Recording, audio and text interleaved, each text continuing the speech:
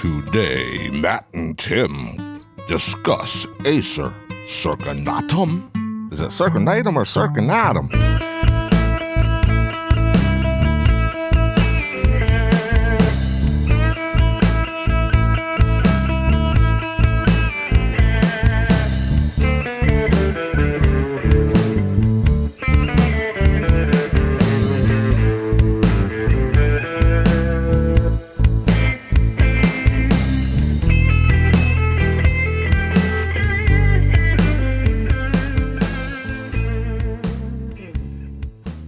Konnichiwa, y'all, and welcome to the MrMaple Show podcast. I'm Matt, and this is my brother, Tim, and we record new podcasts every single week for you guys. So every single week, we have a weekly podcast coming out. It's basically a talk show about Japanese maples.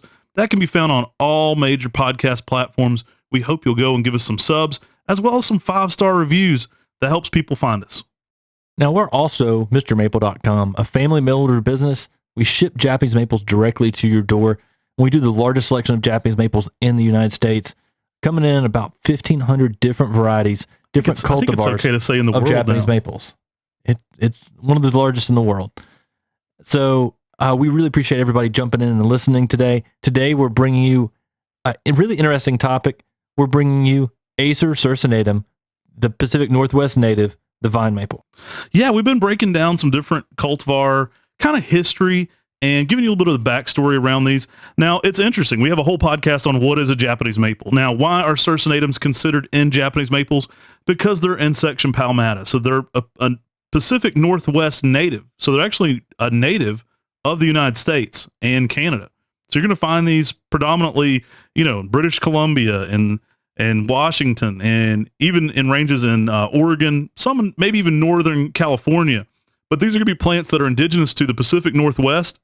And it's funny that they fit so well into the category of what we think of as Japanese maples. Well, they have a lot of the same characteristics as Japanese maples. Right. They're a smaller shrub, non-invasive roots. They're closely related. I mean, they're in section palmata subspecies, the section palmata, and then the series palmata. So, I mean, they're really closely related to Acer palmatum, just as closely related as the Japonicums and the Shirasabanums. And Acer Circinatum itself hybridizes pretty frequently with palmatum, and we'll get into that a little bit later. But I mean, it is one of the closest things that we find to Acer palmatum. Yeah, it's interesting. There's a lot of similarities that you only see with Circinatum and palmatum amongst some of the most common species used in Japanese maples. Beautiful plant, underrated. And I get a kick out of people saying it's native. I'm in North Carolina, so it's considered a North American native plant, even though it's from further away than, I don't know. It's on the other side of the continent for me, but absolutely wonderful plant. And we're going to get into a little bit of the history, a little bit of the backstory, a little bit of kind of the science behind Acer Circinatum and some of the cultivars. So the way we do these cultivar breakdowns is we don't necessarily just list cultivars, but we'll give you some different categories of interesting genetics from there as well at the end. Now, in 1803, the president, Thomas Jefferson, who was an avid plant lover. I mean, this guy loved his plants. You can go to the University of Virginia and see trees he planted that are insane, like ginkgo and stuff. Oh, man, that guy was a hoarder of plants. Well, he sent a team of explorers and scientists out to the Pacific Northwest to become what is now known as the Louisiana Purchase. And led by this team was Lewis and Clark. I mean, this is the Lewis and Clark expedition that eventually found Acer Circinatum. So it's just crazy. And as they were coming around the Columbia River near Skamania County in Washington, I'm glad you said it. Yeah, Lewis and Clark spotted this beauty, and it was October 30th, so this thing's probably in fall color. Ooh. Of 1805. And Persh, who was their botanist, saw this, collected it, and it became a part of history, Acer Circinatum. Could you imagine how excited you'd be? They didn't have access to Japanese maples. There were no palmatums in the country at this point. So they were like, what the heck is this? I know. So in 2009, Tim and I were on our first Maple Society event. Now, you've heard us talk about that trip. If you watched our video about purchasing Buckholz, that's one where we sold all of our college possessions and decided to take this crazy trip across the country to learn about Japanese maples. We talked to Frank Biles, and we found his phone number kind of serendipitously, and Frank had said, well, you boys, if you're into Japanese maples, you need to get your butts over here to the Maple Society event. And if you know Frank, that's par for the course there. He likes to say, my name is Frank and I am. And so Frank boldly told us that we need to get our butts over to the Maple Society. And young whippersnappers we were in 09, we listened. So we got over there. That was when we first got to see Talon Buckholtz's place, which was a dreamland. And, so many good things happened on that trip from us learning more. But one of the fun things is Frank also led his own little expedition. Might have been safer on the Lewis and Clark one. I don't know. That one might have been, I rode in a van with Frank Biles all the way to Mount St. Helen. But Tim and I, we kind of bonded with Sue Eager. So check out the Sue Eager podcast and the Augustin Quellavera. I think we all fear bonded riding in the back of a van that Frank was driving through the mountains of Mount St. Helen. But one of the most endearing things about that trip, one was having Sue there to help identify stuff and give us all this knowledge. But going into the mountains of Mount St. Helen and looking at all the native flora of the Pacific Northwest, and specifically the Acer Circinatum. Yeah, the Acer Circinatum there at Mount St. Helens, we're going to yellows, oranges, and reds. And Sue mentioned that, part of this fall color change and the differentiation could be the soil. But she said, you may be able to collect from a yellow and get one that's going to have more yellow fall color. You may be able to collect from a red and get one that has more red fall color.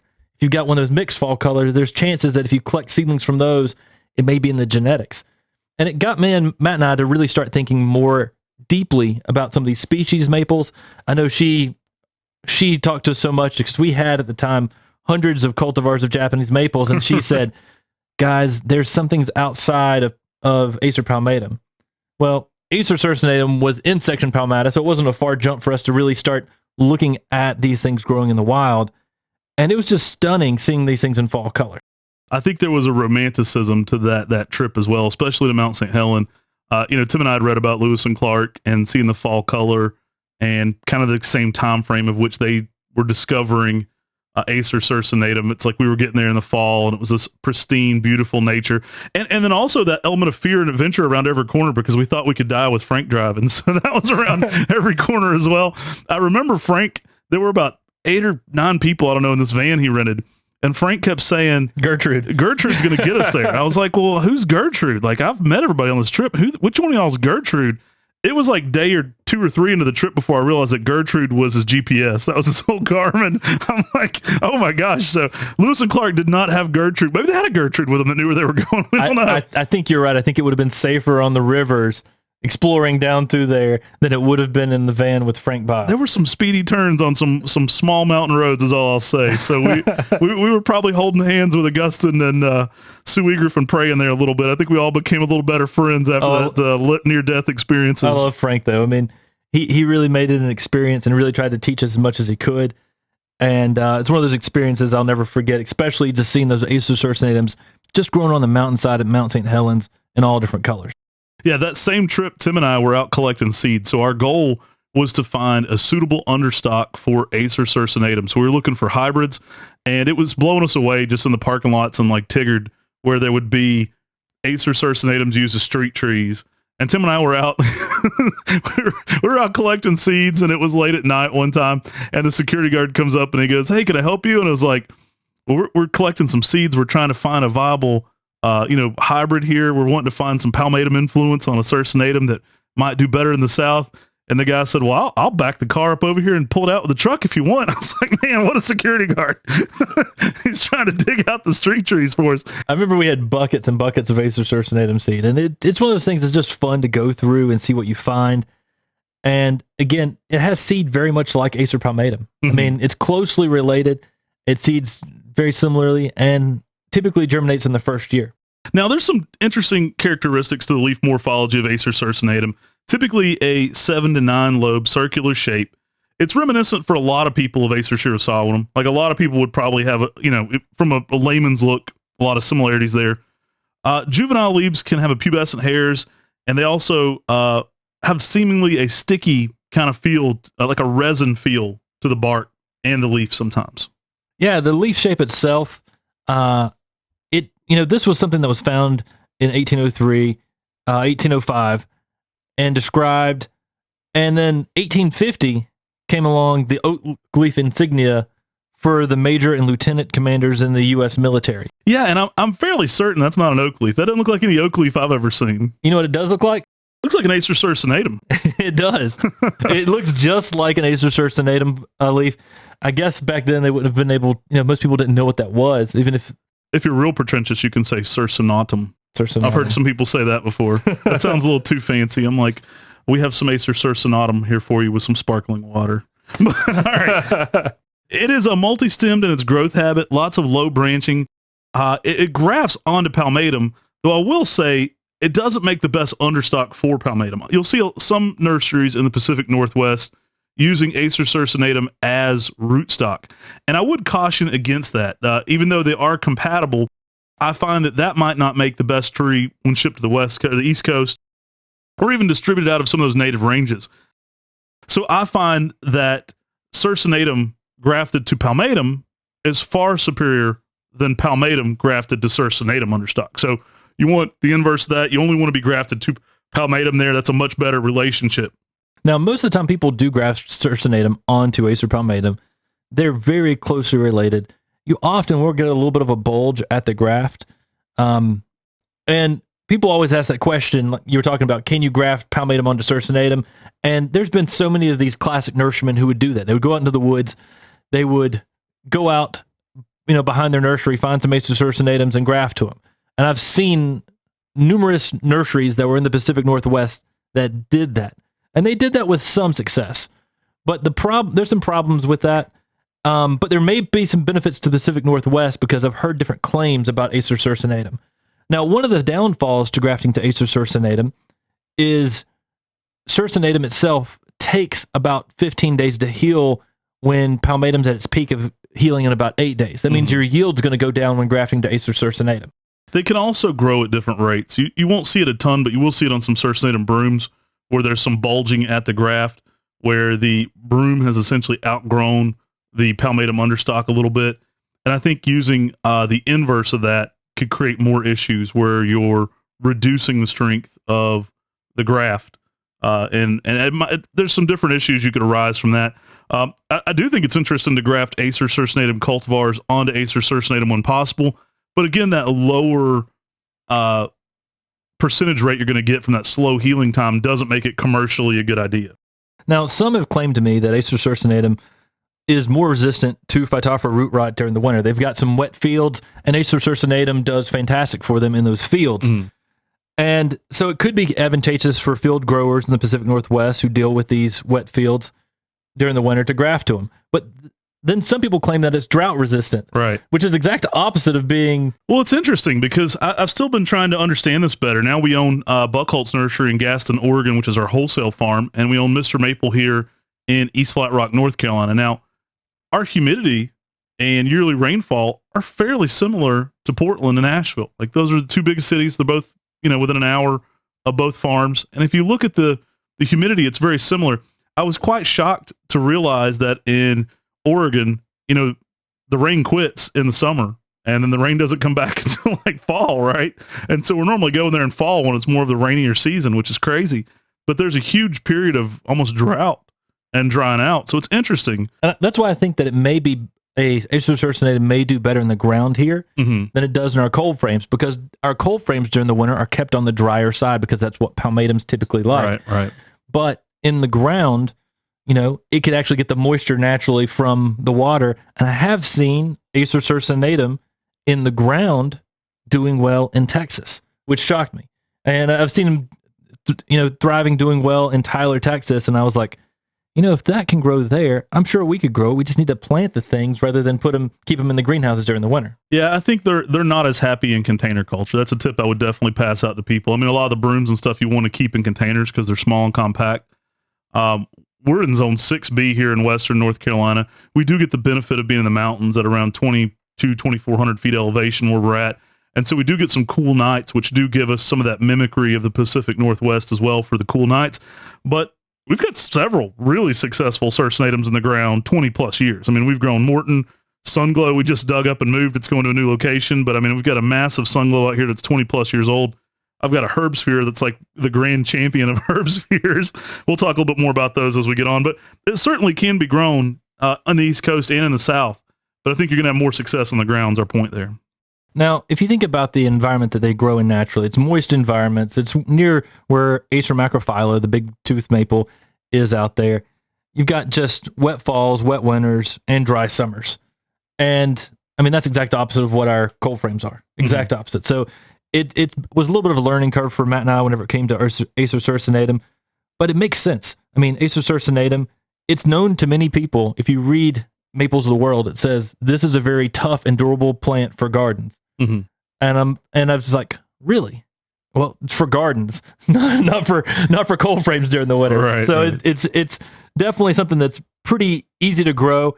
According to Veritrees, he actually states that the Circinatums growing in the rich coastal regions turn yellow in the fall, and on dry mountainsides they turn flame. And you wonder if that's genetic variations in the population, or is that simply to do with the soil? And so it's got me thinking more about that Sue Weegriff stuff. If you ever have time, take a minute, listen to the Sue Weegriff podcast. She is a genius on plants, and just talking to her and listening to her theories and her thoughts and her experiences with maples will just really grow you as someone who's into gardening and into plants. She's retired, so I hope people hadn't bugged her too much after that one. I've had several people say that they wanted to interview her and stuff. Selfishly, I want to have her back on the podcast just to ask her another round of questions, because I learned so much from her every time we sit down. And that's what our podcast, when we do the interviews, is about, is kind of just interviewing people and having those geeky conversations we have, but then, recording it and sharing it with you guys. So one of the ways that you can find a cultivar is through a witch's broom. And I would say that there's been a couple different selections of witch's brooms found in the nursery trade on Acer Circinatum. Interestingly enough, it is one of the only trees. I've heard rumors of Seboldianum in Japan, but I've never confirmed that.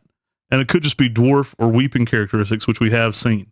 But I've never seen a witch's broom on a Japonicum, on a Shirasawanum, on a Pseudoseboldianum, on a Seboldianum. But I have seen it on Palmatum and in Circinatum. So it's a similarity you see there between Acer Palmatum and Acer Circinatum within section Palmata. That's pretty rare. I mean, is it a hybridization going on in the Pacific Northwest with native plants with Japanese maples that's causing those to have a broom? I think, the one at the Hoyt Arboretum was clearly a native Circinatum with probably no influence from Palmatum on it. And yet it had a broom. So very interesting that characteristic is indicative of Acer Circinatum and Acer Palmatum. And you really don't see it. I mean, it's pretty rare other than that, right? Again, I've heard rumors, but I've never confirmed any other brooms in section Palmata besides Palmatum and Circinatum. Now, the one at the parking lot there at the Hoyt Arboretum became W.B. Hoyt. Aline Cook also found Little Jim and introduced it in the nursery trade through J.D. Veritrees. And so you may see Acer Circinatum Aline Cook, Acer Circinatum Little Jim. Those are the same plants. They're just, different names that were given to this plant because it was a witch's broom from Aline Cook. They're dense, compact. What a witch's broom is, it's a dwarf mutation that happens on a plant. And we've got a whole podcast on that as well. Definitely go watch our YouTube video where we explain what witch's brooms are in Japanese maples. Our show is just the same name, the MrMaple Show on YouTube, but we'll give you visual demonstrations of, what a witch's broom is in a Japanese maple. It's going to look very similar in an Acer Circinatum. I have people comment sometimes under our Shana video, and they'll say, "Oh no, I didn't know it was going to get this big," because they'll see the full, 50-year-old tree with the Shana broom in it. And I try to explain that no, the Shana is only the little ball. That's not the whole tree. It was one of our earliest videos, and I'm not sure we explained well enough, to people that weren't into Japanese maples. This one little separate part of the tree is the Shana. So you'll see a parent tree within a broom on it, and then by grafting that broom, you retain those genetics. And so that's something you'll see in Circinatums that's pretty unique. Now there's also Acer Circinatum Rainy Day, which is another witch's broom. And then there's Acer Circinatum Baby Buttons, which is also known as Highway 205. And right along Highway 205 in Oregon, there's a witch's broom on an Acer Circinatum, and Talon Buchholz put the name of Baby Buttons on. Yeah, at one point they were saying, when you find a broom and it's in a public place, you should put a name on it from where you found it. But then you end up with terrible names like Highway 205. What's Highway 205? Nobody will want a Highway 205. The problem with that is that inevitably different nurserymen continue to find it, and they go, well, I'm not calling it Highway 205. And so you get too many different names out there either way. And then there's a number of Acer Circinatums that could be genetic variation that happen, or they could be hybridizing with Acer palmatum. Mm-hmm. One of the first ones that was interesting was Acer Circinatum Monroe. And this was found by Dr. Monroe in the wild in Oregon. But you got to realize, in Oregon, not only are there wild Acer Circinatums, but everyone up there are growing Japanese maples. Yeah. And so it's one of the nursery capitals of the world. And right there's so many Japanese maples in those areas. And then Dr. Monroe found a lace leaf style Circinatum, which could possibly be a hybrid with the palmatum, could be just unique leaf structure on an Acer Circinatum. I mean, someone would have to do a lot of DNA testing to prove that. Mimics that of a Matsumuri Japanese maple for sure. It doesn't have a weeping nature to it, but it's heavily divided. Now, Dr. Monroe was in the forestry division, and Vertrees thought very fondly of him. He made sure, I think he was very excited about the idea of developing Japanese maples from American natives. So he was very much into this concept. And if we went through Vertrees' notes at Oregon State, and you'll see over and over again, J.D. Vertrees sending people Acer Circinatum Monroe. I've sent you this gift. I want you to grow it. I want you to put it out. This was a tree that he made sure to just disseminate this as much as possible everywhere he could to see what people thought about it. And I think for him it was the intrigue of mimicking the sophisticated level that we see in palmatum in this American native. So his goal was this could be the gateway right here to so many things. And so he was sending this to like literally everybody. There were 40 or 50 people in the notes where Vertrees had said, I've also included this Acer Circinatum Monroe. It's named for my friend, Dr. Monroe, yada, yada, yada. But he absolutely loved this plant. And every time somebody did something nice for him, it seemed like that was kind of his thank you card, was the Acer Circinatum Monroe. Now, my first experience with Acer Circinatum Monroe was at Grist Mill Landscaping that was in Maryland. Bob Farmer had a huge specimen of Acer Circinatum Monroe. And I just fell in love with the tree when I saw it because it broke the mold of what I thought of Acer Circinatum. Mm-hmm. It was one of the coolest cultivars I'd ever seen. And he just had this ginormous specimen that was just unlike anything else I'd seen with Japanese maples. And I fell in love with it then. But then when I saw it at J.D. Vertrees' gardens, at his home, walking through his gardens and seeing a big specimen there as well, it just resonated again with me. And it has its own unique characteristics that make it stand out from all the other Acer Circinatums, and it grows differently and looks different than any Acer palmatum. There's actually a really big one at Buckholtz Nursery. We don't talk about it a lot because it's hidden down low behind the back greenhouses, but it kind of blends in there with some of the native flora. But there's a beautiful big specimen back there. We'll have to go do a highlight on sometime. I don't think I've seen that. It's one of the plants I haven't seen yet, so I'm going to have to get down there. Things out there too. I just ran across it in the back. I was digging around back in that area and was like, hey, there's a big Monroe back here. Well, it makes sense. If J.D. Vertrees was promoting Circinatum Monroe and thought it was a neat plant and getting it to a lot of people, and Helen Buckholtz was someone that he was, giving advice to, right, and someone who was visiting all the time, that he may have even gotten that Circinatum from J.D. Vertrees himself. Next up, we've got Acer Circinatum Herbsphare. Yeah, I like this one a lot, y'all. This is one I would definitely recommend for the South. Now, a lot of people are going to be in the Southern United States are going to say, which Circinatums do best for me? Well, it's all about finding the sweet spot for anything, even like Acer Shirosawano Mariam or Autumn Moon. So it's all about finding that sweet spot for the tree, for where it likes it. Man, I've had Herbsphare just be the most durable, fast-growing, happy-looking Acer Circinatum I've ever seen. I planted one in Maplewood Gardens in my parents' gardens about 10 years ago. The tree was probably about 5 to 6 feet. Actually got it from our good friend Elizabeth Mundy. Cut back a little piece of it. So I adjusted the shape, kind of had a low V to it. And I said, I'm going to make this in a little bit more of a street form. So I took one of those low branches out after I planted it. And my goodness, did that thing take off. It's probably 25 feet now. It's in full sun now because it's outgrown the whole canopy. It takes the sun like a champ here in Western North Carolina. and it's just durable. It's vigorous, durable. It is going to get pretty big, but I mean, I find this to be my fastest growing Circinatum from my own observation, especially for this area. And the name on this is Herbsphare, which is autumn fires, what that translates for. It's German for that. And it has one of the best fall colors each and every year. For me, it's very consistent. It's just a beautiful tree on the landscape. It grows very quickly for us and makes a large specimen out in the landscape faster than many of the Acer palmatums. And where most Acer circinatums are short, multi-stemmed, a lot of dense growth down low, Circinatum Herbsphare, which is an ex-palmatum. Some people even list this as Acer palmatum. It's clearly Circinatum, has that influence in it.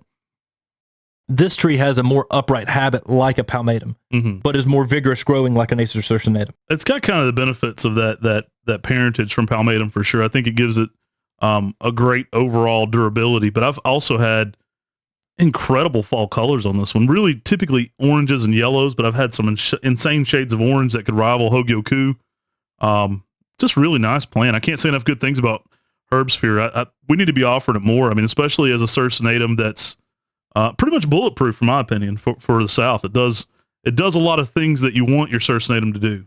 Yeah, I think if we would have been looking at Circinatum Herbsphare originally when we were looking through all these seedlings and trying to find something that threw a good vigorous rootstock, Herbsphare, the seedlings from Herbsphare would make a great candidate for rootstocks for Acer Circinatum for sure. All right, y'all, coming in here next, we've got a Talon Buchholz introduction, Acer Circinatum Sunglow. Really cool yellow on this one. You can get some crazy kind of malting colors on it too. Kind of does a little bit of what people like about Magic Moon if you're in the Pacific Northwest. You get some weird funky stuff going on in the early spring where you get kind of a malting over top, maybe like a blushing, we'll call it. A blushing over top of the yellow. Love this plant. Again, I've had one here in the ground in a field we just dug up because we're renovating that area and putting more greenhouses in. And it got no love. Like it was planted in red dirt clay and ignored for in the south in full sun. Right. And for 10 years. It was a 10-year-old plant. We planted it. And it still looks pretty darn good. I was pretty impressed with like we were B&Bing some of these and I was like, I think I want to keep that one. That looks really darn good. It surprised me how well it did in the ground because again, in the container in the greenhouse, it didn't like it. And then being in the ground, it survived, did well in red clay, in full sun in Western North Carolina, which was pretty awesome because, I mean, no watering system. I mean, it shows it's drought resistant, shows it's durable. And now, I will say, if you're going to be growing this one in the South, I do recommend late day shade. Much like RM, I don't think this one's going to be too happy for you in the summer months in high sun exposures and hotter climates. We've gotten by with it, but I definitely would recommend siding Sunglow where it's kind of in a morning sun, late day shade scenario.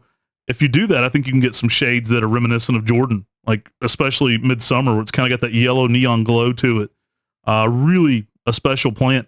I find, in the Pacific Northwest, especially, or even on the West Coast, this can hold its color late into the summer. I've been at Oregon in July and saw this thing in great color.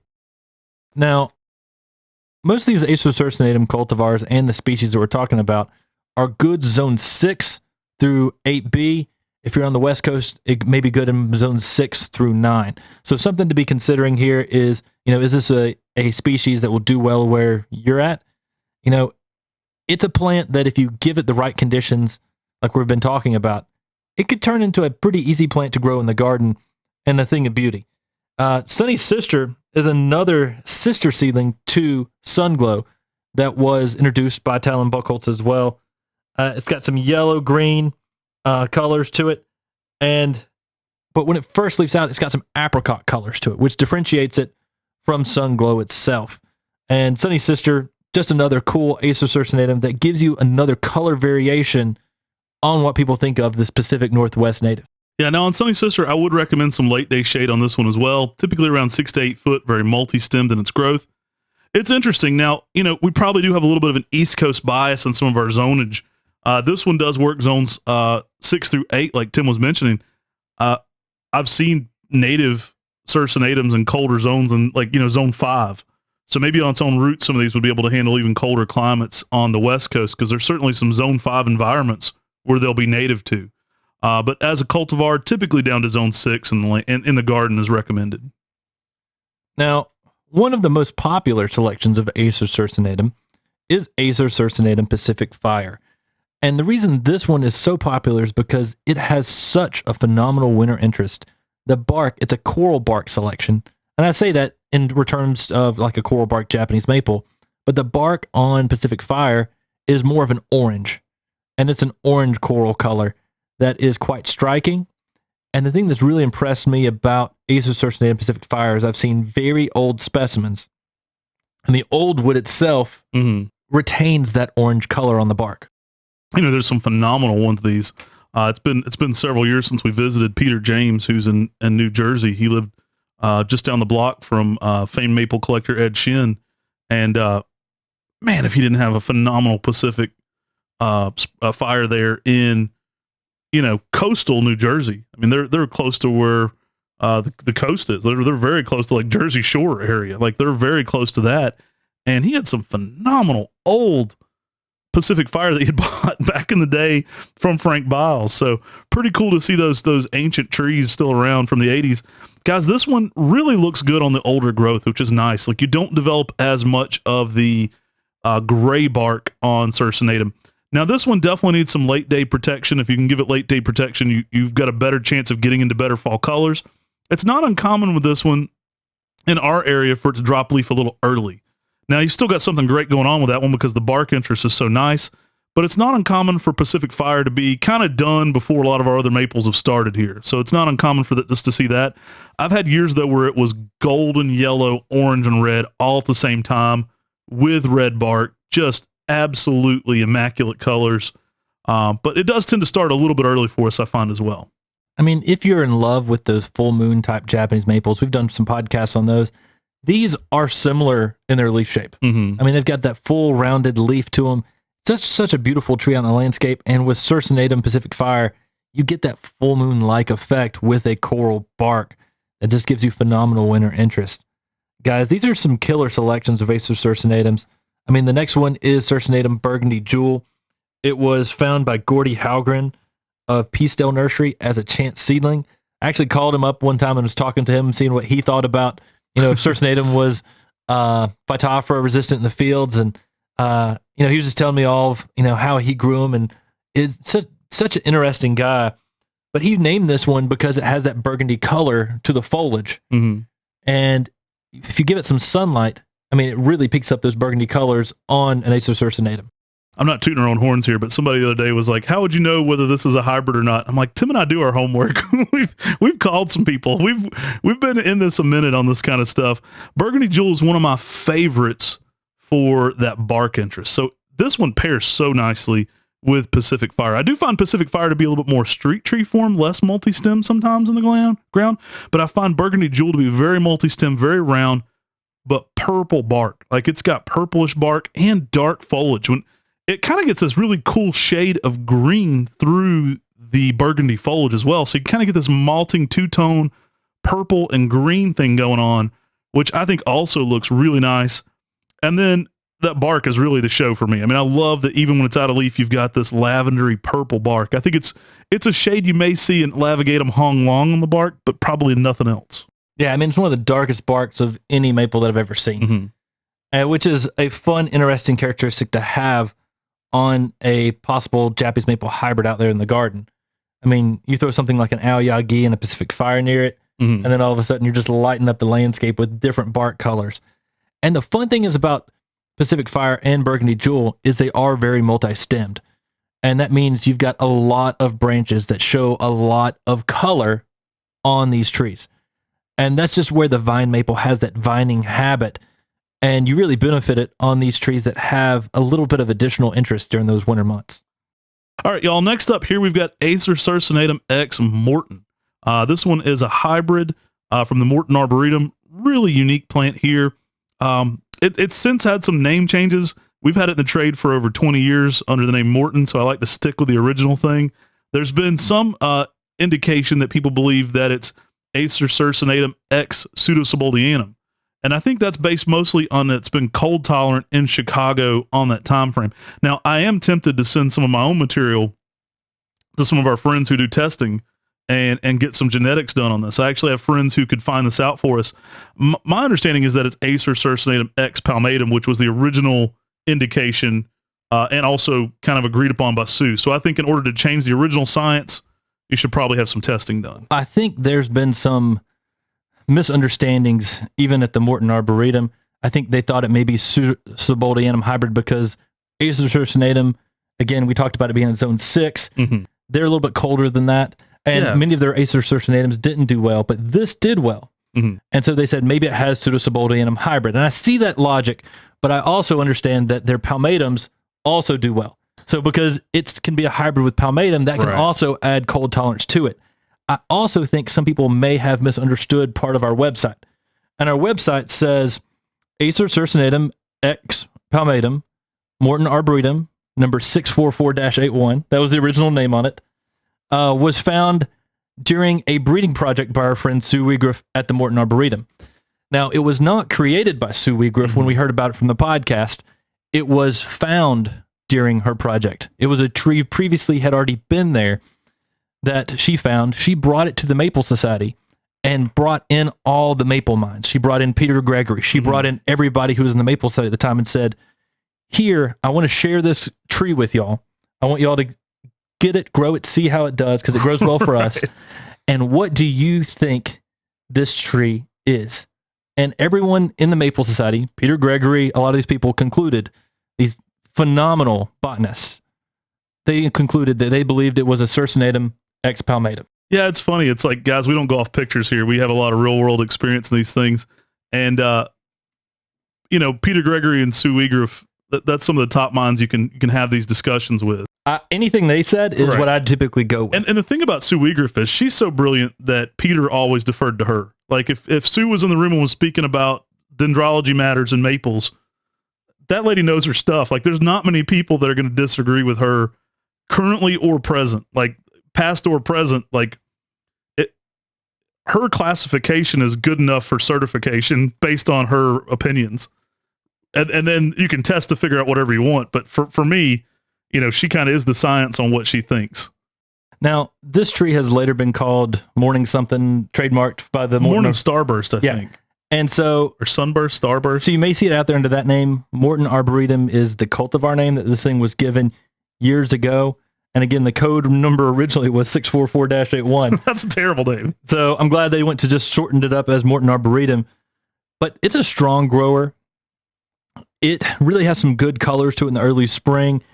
And it's vigorous. I mean, to me, I would compare it on its vigor level to something almost like Herbsphare. Mm-hmm. It's definitely got some vigor to it, like Acer palmatum. But at the same time, it fills out and make it a little bit more multi-stemmed than Herbsphare does. It's definitely got a little more of that multi-stem into it. We've got a 20-plus-year-old specimen. We brought it over from Highland Creek Nursery, 10 years ago, and the tree was 10, 15 years old then. So it's a nice size specimen. He got it from the original Maple Society discussions with Sue as well, back when she was first working on that one. I love its lavendery kind of purple leaf that kind of fades to a light green, so you get a lot of different contrasts going on there. You get another one like Burgundy Jewel, you can get some weird shades on that are pretty interesting. I like it. We haven't offered it in a while, partially because of the name change and somebody trademarking it, so it's kind of a little tricky. I've had it in the trade for 20 years under a different name. I always like to respect people that are patenting or trademarking something, but it's hard when it's something that's been offered for so long as well. Still a great plant, still super interesting. I've been considering taking that B&B when we just cleared the area, and so I've got a really nice, maybe 4 or 5 inch caliper one. It's big, not that tall of a tree, maybe 4 or 5 inch caliper, but maybe only about 8 feet with a good spread. And I might put that one back out somewhere. And again, I might send some signwood off to some of our friends who can do some, genetics research on this, because I just like to know myself if there's a question out there, like there's science out there that can prove it now. So we have the resources and people that can do some of this testing. Maybe I'll check into a few things on my own. That'd be a fun one to discover more about. So that big specimen you were just talking about, that came from Sue Weigriff from that meeting via Brian Upchurch during that exact time frame when everyone said this is Circinatum X palmatum.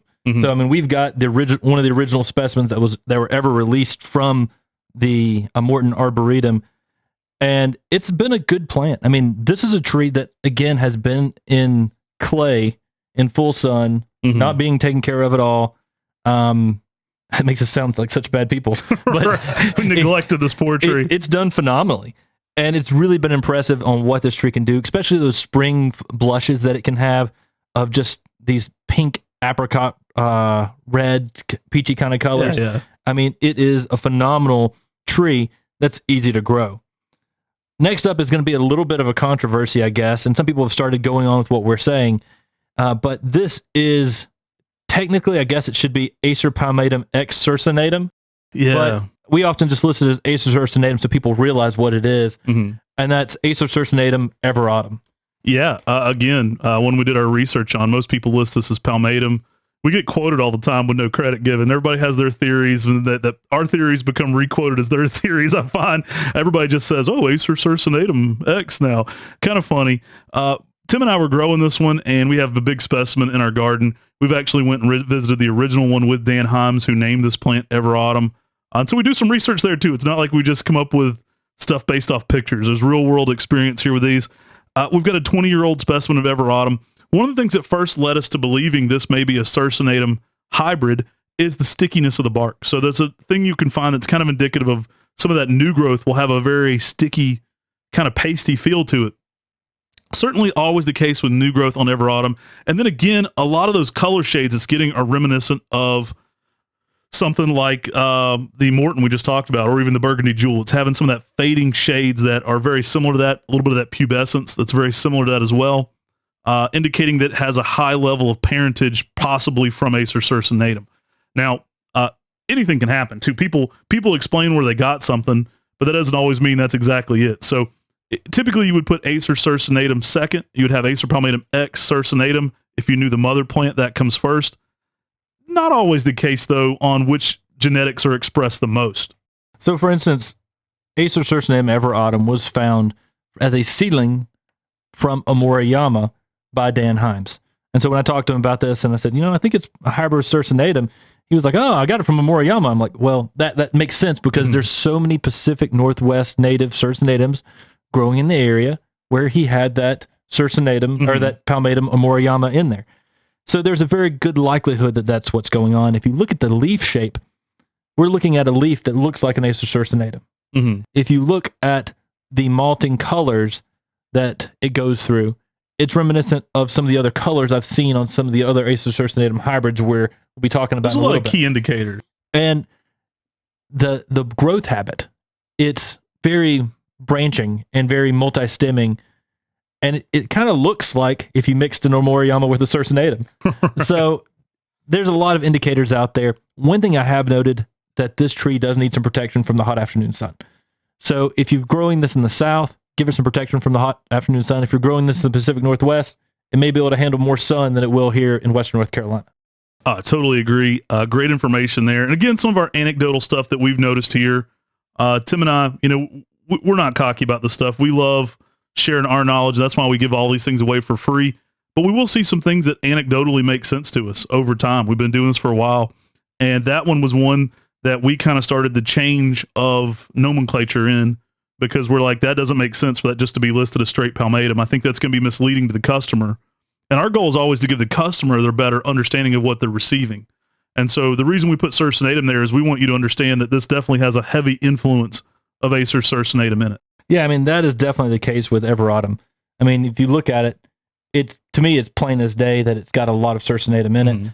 And I want people to know that, hey, this is an Acer Circinatum. That means, you might not want to grow it in a container and you might want to give it some protection from the hot afternoon sun. Go watch our cultivar breakdown on that one on YouTube. You can just put in MrMaple Show, Acer Circinatum everautumn. I think you're going to be really impressed with the size of that one we have here in Western North Carolina. There's a beautiful specimen of that.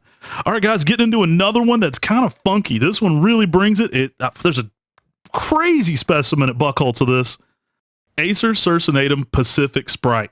Now, I love this one because it reminds me a little bit of Shishigashira. It's like the Shishigashira Circinatum. Yeah, except it's like Shishigashira has bigger full moon like foliage. I mean, you've got a full moon style foliage, an Acer Circinatum vine maple that then is the color of Shishigashira and crumples up like Shishigashira. Oh man, it's dope. It's kind of got to be in that Shishigashira type family. Like we talk about some of the family categories.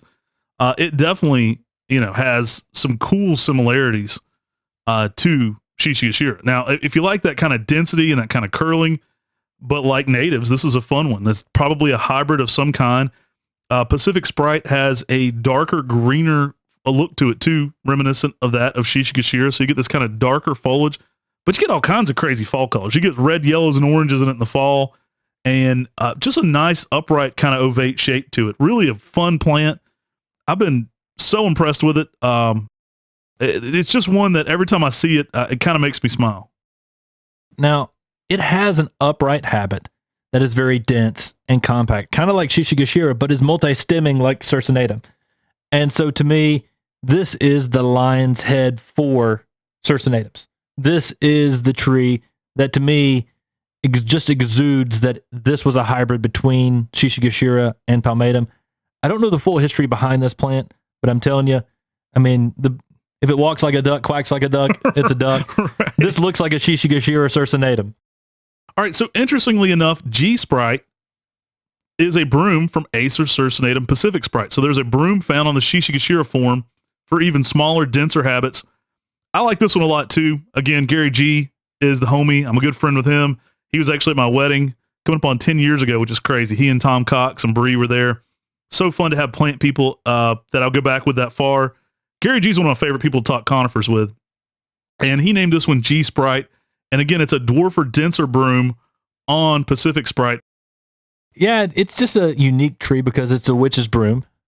That means we need to make sure we have good drainage. Mm-hmm. But it's also a Circinatum, so maybe we need to have it in the ground. I mean, it's an interesting tree, and it's going to be a tree that is going to be extreme collector plant. I mean, it's a witch's broom on a possible hybrid with Circinatum Shishigashira. So it's one of those crazy trees that you think that you just make up, and oddly enough, there's one out there. Yeah, cool plant. We'll be offering again at some point, I'm sure. Another interesting Circinatum that may be a hybrid. Well, I don't know. Again, we'd have to do some testing to get to some of these. Is Kisetsu Dori. Absolutely saw one of the craziest specimens of this visiting Talon 2 weeks ago. We were in Oregon, and we went through some of Talon's collection. So it was a massive specimen, one of the biggest I've ever seen. I did put a short on our YouTube channel about it. Absolutely beautiful coloration. That color it was getting, the two-tone, it was almost like oranges overlaying like purple shades. I absolutely just blown away by the color of it. And I think that made me think like I need to be offering this one again, more just seeing that plant. I just remember one of the very first times I experienced this plant. It was a selection that was introduced by this place called World Plants. And Matt and I, when we first got into Japanese maples, what did we do? We ordered mail order plants from this place called World Plants. We hoarded. We ordered in Japanese maples from them, and they had, probably 25, 30 different varieties at the time. I think they're not in business anymore, but they were our source for getting mail order trees to us that then we could, graft and get out there. And this was a selection that they introduced, and the original name they had on it was Kisetsu Dori. I have seen a few people now drop the R. I don't know if it was a mislabel or, a mispronunciation where it said Kisetsudo. But I know Talon Buchholz, whose wife is Japanese, also has it on his website as Kisetsu Dori, which is how we originally got it from World Plants. So she's generally really good to correct, not only nomenclature, but horticulture nomenclature. So that's what, I'm sticking with, because they have this tree planted in what was their front yard, essentially.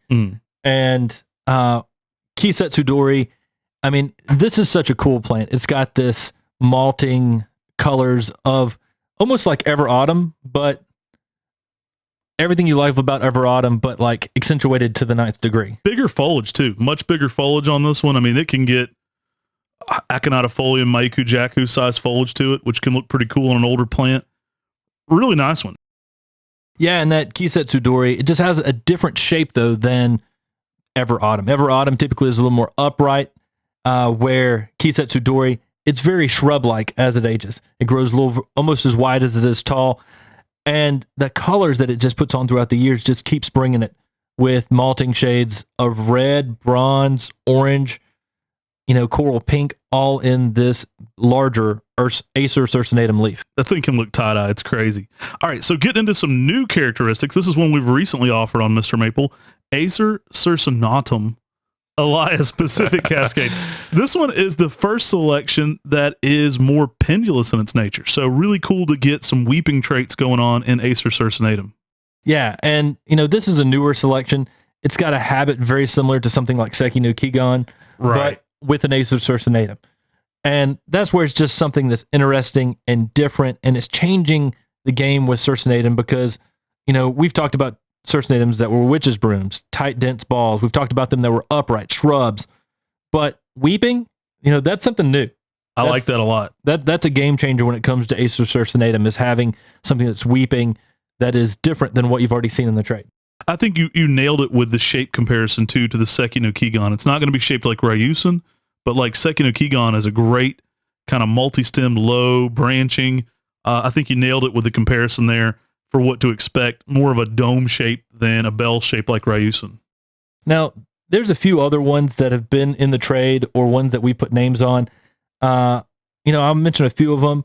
Circinatum lily pad. I don't even know if that it still exists anymore, but it was one that Eric Bazone had sent to us and we were able to put the name on. The leaf looks like a lily pad. Huge leaf. There's one called Lupe that was a selection by the Mendoza family that has a bronzing effect, almost something of the effect of Kisetsu Dori. Mm-hmm. Different shaped leaf though, more rounded. I want to have an older specimen of in the ground that I've always thought about going back to, and I'll have to look at its merits again. It came through that Maple Society around the same time as Morton was Asian Queen. And so it's clearly an Acer Circinatum X. I'll have to revisit its merits and origins a little bit. So many cool ones, though, guys. We could go on forever. There's probably another 10.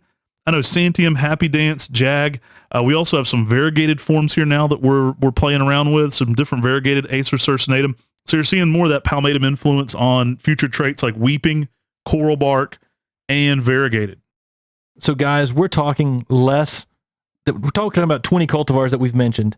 There's probably less than 25 total cultivars of Acer Circinatum. There's a few other trademarked ones that aren't in the trade as much. I could think of 5 or 6 more easily. But we're talking very minimal amounts of cultivars of Acer Circinatum. Mm-hmm. And, they're cool, interesting plants that are unusual and different. You got to know how to grow them. You got to know if you need protection from the hot afternoon sun where you're at. You got to know, that this is a plant that does better in the ground than it does in a container. But these are some interesting trees that add a unique characteristic in the garden. Yeah, they pair well with Japanese maples. They're interesting plants. They're fun natives. They just bring a lot to what Japanese maples can do.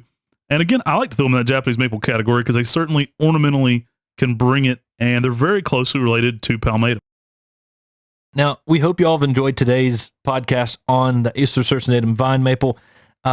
It's got a special place in our heart because we went and saw these things growing out in the wild. We've seen the originals on so many of these trees. We've got so much real world experience when it comes to these Circinatum hybrids. They're cool plants that if you're a collector, you need to try some of these out in your garden, see how you can grow them and understand how you can enjoy having the vine maple in your garden. Yeah, guys, if you like this kind of content, make sure to support us on MrMaple.com. That funds all of our YouTube videos, all of our podcasts. That's how we're able to make content like this for you. We put out a weekly show here on any podcast platform. You can find us on most major ones under just the MrMaple Show. You can listen to them. One of the fun things that people tell me is I like your audio platform because I can listen to it when I'm gardening. So I really appreciate people telling me that. Y'all guys are so supportive and so much fun. You make doing it worth it. And it's the conversations Tim and I like to have, but then sharing them with you guys. And make sure to sign up for the MrMaple Show on YouTube because we put out 7 days a week content there as well. And if you get a chance, go give us a 5-star Google review if you appreciate the free content. Take care. God bless. And have a great day.